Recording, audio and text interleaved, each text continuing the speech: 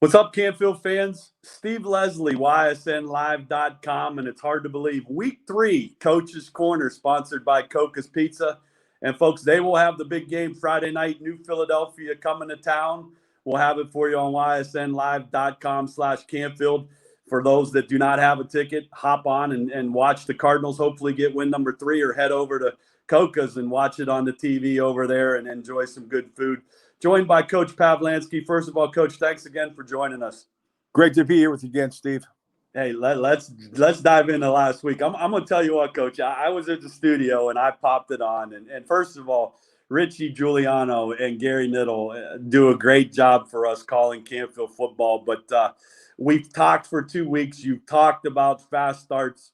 That game there, get a 3 and out, and then offensively just start to dominate from the beginning. What a great performance against a quality football team in Cathedral Latin. Talk about that game a little bit for your fans. Yeah, very pleased with our performance. Our kids did a great job preparing all week long, and that certainly played out on Friday night. I'm agree with you. Richie and Gary, from what I understand, do a tremendous job calling the game and preparing for the game. They just don't show up on a Friday night. They put time in preparing, know the kids' names, understand official calls, things such as that. So one day when I get an opportunity, I'm going to jump on and watch those guys on a replay.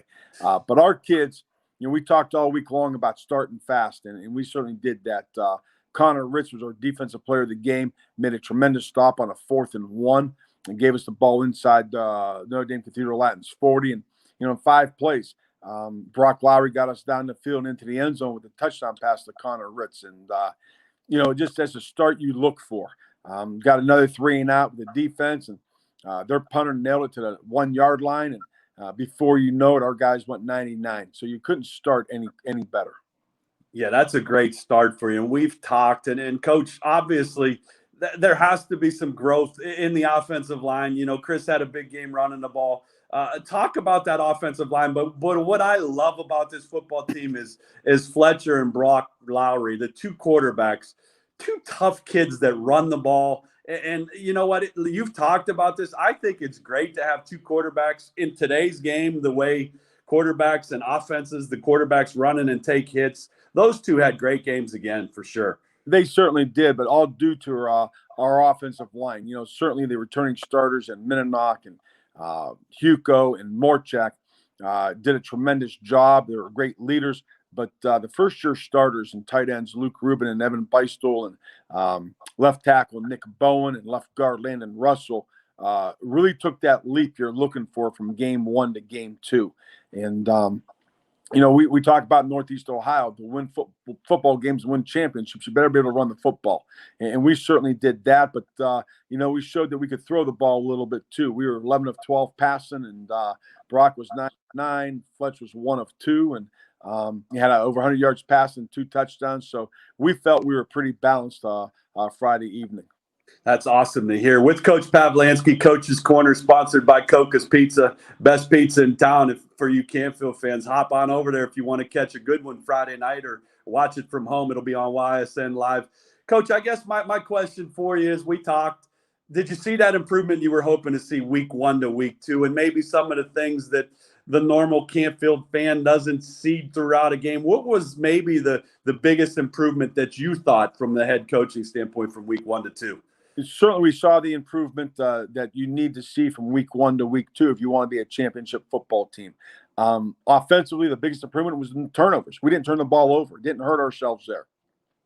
From a defensive standpoint, we tackled a whole heck of a lot better than what we did week 1. And I'm very pleased there. But, we got some work to do. Offensive penalties, we had 9. That hurt us. Didn't convert on 3rd down. We were 4 of 9. That's a major emphasis in practice this week. From a defensive standpoint, we still got guys going the wrong gaps on certain blitzes, and that's got to get cleaned up, because better teams are going to, take advantage of that. And from a special team standpoint, we were disappointed in our kickoff coverage unit. We gave up 2 long returns, put Notre Dame-Cathedral Latin in real good field position. But again, defensively, we held them out, which we were pleased about. Yeah, we had Chris Samarone on, Coach, excuse me, before you come on. And again, I tell you this all the time. You represent Canfield very well. You've been there a long time, but I've been impressed with the two guys I've been able to talk to, Ethan last week and Chris Samarone. Those two, as seniors, Coach, they get it. They get what Canfield represents themselves in as a football team. But Chris talked about it a lot. And I was surprised. He told me he's a defensive guy. I was shocked by that, watching him run around. But he talked a lot. And again, Coach Hurdley in that defense. But another solid performance defensively. And Chris was really insightful on the time that's spent that you guys spend on defense with the defensive staff of where to line up, the formations and those types of things. That seems a thing and a theme for this Canfield football team that will get better defensively every week. Certainly, our guys put a lot of time into film work, into meetings. It's just not all practice and show up on Friday night and play a game. There's a lot of things you've got to do to be a part of our program. If you want to be, a football player within our program and represent the Canfield tradition. I think you're correct. We got a tremendous senior class. Certainly Ethan Fletcher, Chris Samron, there's a lot more guys like those two. And they paid attention in the last 5 years from 7th grade on up.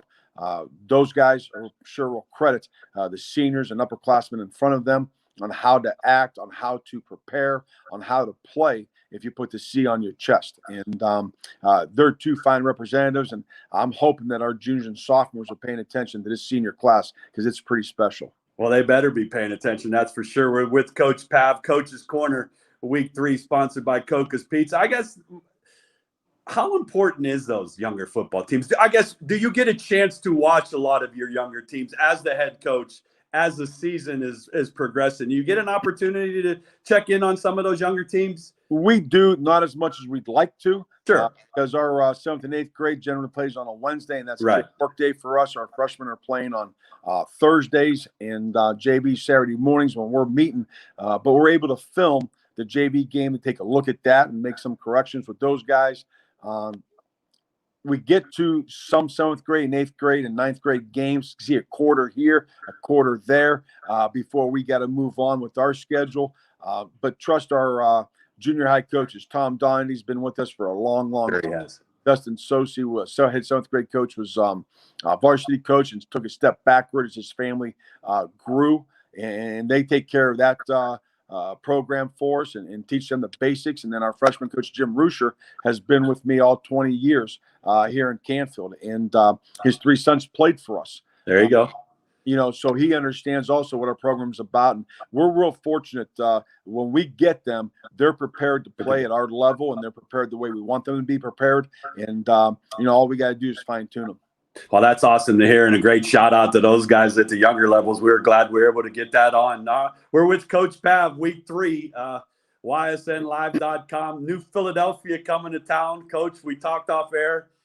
It's going to be a slobber knocker. It's what a tremendous football team that, the people that can attend and watch the game are going to see. Matt Dennison, his dad, Jim Dennison, head coach at Akron for a lot of years, gave President Tressel his first coaching job at the University of Akron back in the 70s, then started the football program at Walsh University. Matt comes from a coaching family, understands what coaching's all about. He's a tremendous guy, great leader. Last year, they were the number 1 team in the state in Division III, finished 10-0.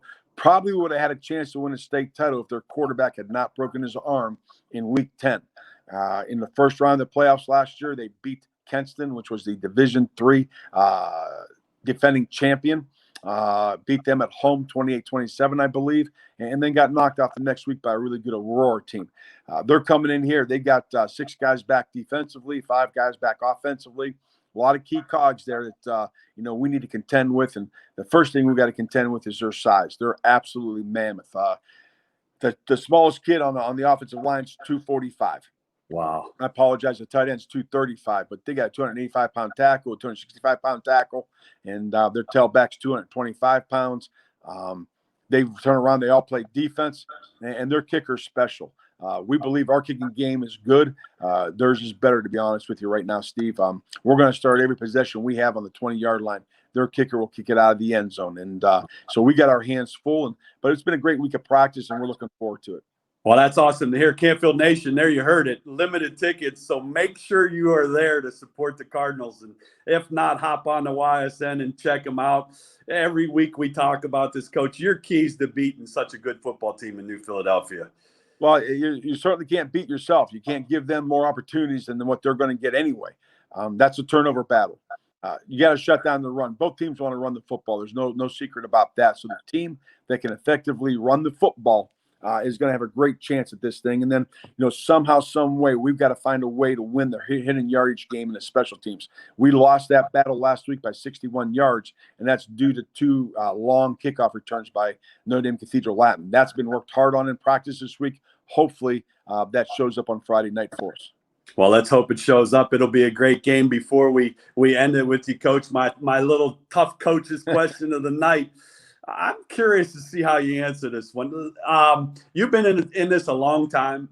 You communicate with a lot of people. You're involved with the OHSA a lot. Coach Pav, are you a talk on the phone or text on the phone?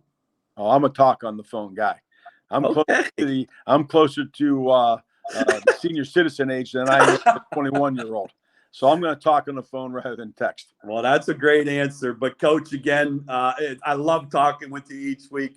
Week 3, New Philadelphia comes to town. Canfield fans, get out and support them, Coach. We wish you and the boys best of luck. Let's go get win number 3, and we'll talk again next week. But we are thrilled to be the home of Canfield football and supporting such a quality program that you put out each and every week.